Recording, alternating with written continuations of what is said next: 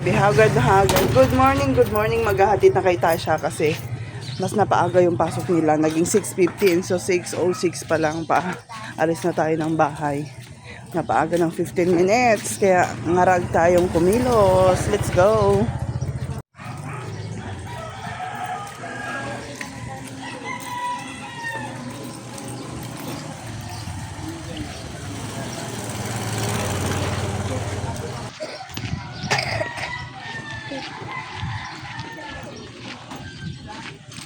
Gilakad na!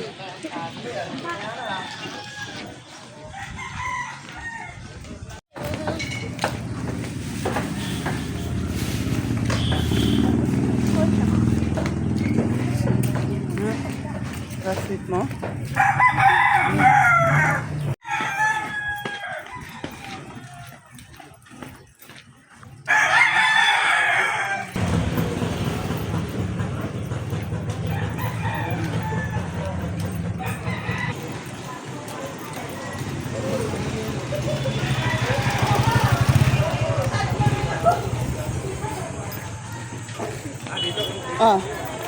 Bag mo. Gusto na ako.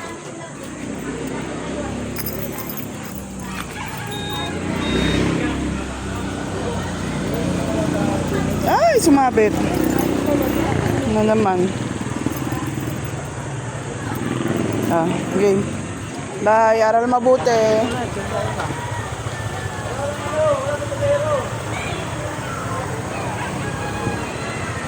Done na tayo kay Tasha, kaya uwi naman tayo magmadali kasi si Carly naman ang ating aasikasuhin. 7 naman ang kanyang pasok. Let's go!